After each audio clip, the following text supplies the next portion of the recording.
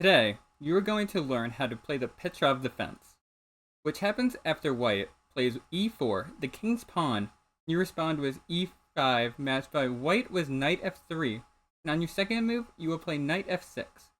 The way we can break down the Petrov starting position is the fact that white has three options with the e-pawn. White can counter-attack it, white can capture your pawn, or white can leave this pawn here and protect it, or in some cases just forget that it's not guarded and you want to take in that case. Let's start with the easiest one. Let's start with white defending. You defend now. In this position, essentially white has two ways of playing. White can either play the move d4 and challenge your pawn immediately, which is called the Scotch variation, or white can just develop pieces normally and not really challenge your setup at all. So that way, if white develops normally, your next moves are basically automatic. You're going to play bishop to b4 and castle. Okay, finish developing and get our king to safety. Then you will decide where to put this light squared bishop. Maybe want to put it on e6 or g4. Maybe you get pinned and you want to be able to play bishop to d7. Congratulations. You now know how to play the four knights defense. Your next moves could be playing on the queen side. This is normally what is possible. Sometimes you can hop your knight into the center of the board, but in general, I'm not going to go too crazy on the in-depth analysis. This is how you play the four knights. Now, when white tries to play an early d4, what I recommend is starting out with capturing the pawn, but here when c4 happens, I actually recommend playing a bit more actively, with bishop to b4. Right away, just to avoid complications, contest your center, and then you can, after developing your pieces, play d5 to bring out your light squared bishop. So when d4 happens, take and go for bishop to b4. Let's say something like this, and then after castles.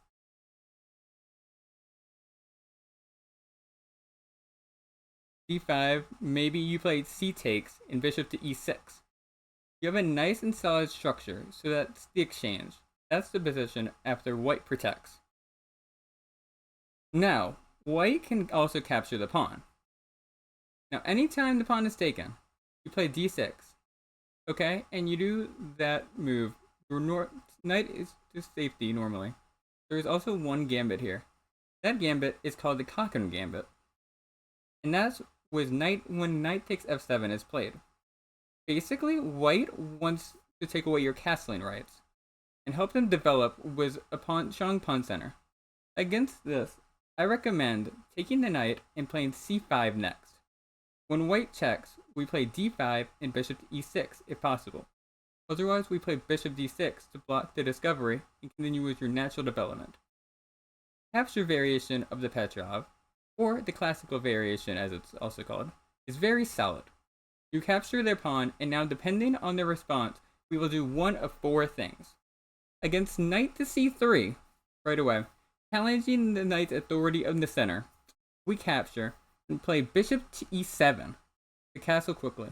If they play d4, we will match their attempt at grabbing center control with d5, also securing our knight. If they play bishop to d3 instead, we protect the knight with bishop to f5 and continue with our bishop e7 castle plan. After queen e2, we're going to respond there with queen e7, just ensuring that they don't have any threats with their pin and that our knight's adequately defended. After that, if they play something like bishop to d3, we're going to just play knight to f3 with a comfortable symmetric position that likely evolves into a four-knight setup.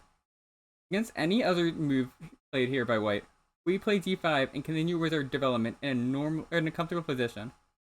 This is not a full openings course, but I'm just giving you a basic breakdown of the theory around this position. And the protection variation, or the classical, in general is not too scary. With the knight, you can just play d6 and take the pawn. This knight takes c3 or d5 setup, with bishop f5, as well as the one thing about this variation that looks a little bit scary that you might have to watch out for. But it's a little scary, but you just have to play the right moves and you'll be perfectly fine. That's called the Kaufman attack when they play c5. And against that, what I like to do is just go bishop e7 and then slowly try to chip away at white's center. So something like this might happen. White tries to pressure the knight and gain control of the center. You can play different moves. Here, I like taking counterattack, doing counterattack with c5 at some moment and developing. That's which is one way to play the position. Another way is the more principled castling and taking on c4 after the bishop moves. But that's one thing you should know. And for the more advanced players, you're going to see a d4 a lot more than you're going to see c4 here. This, which is just a sideline. But the one thing that you should know is that when white starts off with capturing the pawn, we don't want to recapture. Because if we just copy them, then we can potentially lose our queen if we don't know what we're doing. And even if we do play the correct queen e7, we're still going to be worse than we would in other lines. So I would recommend just avoiding that. With them trying to play knight c6, all the same stuff applies, except we can capture the pawn. So if they go for an Italian type structure or Spanish, we just capture the pawn and make them look silly. Okay, let's look at them if they play d4 on move 3, which is called the Steinitz attack. There are two ways to play against the Steinitz. The variation that I like to suggest is just taking the e5 pawn with the knight, which is an immediate counter structure strike in the center. And for the next move, you can pre-move d5, because that will be our next move, regardless of what they play, essentially. And the next few moves are very natural. We're just going to play something like knight captures on d2. We're going to move our bishop out to e2, as we've seen before. And depending on where the bishop goes for them, we're going to go either to just move our knight, or otherwise we're going to try to play c4. And mixing castling in there too. And at a certain moment, we're going to castle and finish the development. So something like this is in a lot of positions where the light scored bishop might become a liability for white if c4 is allowed. And notice how I took space there and pressured the knight to destabilize their center. And then before castling and finishing our development, which is not typically suggested. And while the tactics in these positions, with it being so open, can be a little bit tricky, we need to which is why we need to control the scopes of their bishops with our c-pawn and developing our own bishop to be able to combat that. And you should be able to do that with ease. And the most critical approach is to just take the pawn and play c4 quickly. That basically covers everything you need to know from watching this video. You should be able to go play some practice games, get a little bit of experience, and grind from there. Hope this was useful. I should also say right before we go that this is only against the king's pawn. A good supplement to this is the king's Indian defense against d4, so you can start a lot of your own games with knight to f6 and e5 setups, and getting familiar with those type of structures. Let me know your thoughts in the comments below, in particular which openings you want me to cover in a 10 minutes video, just like this one.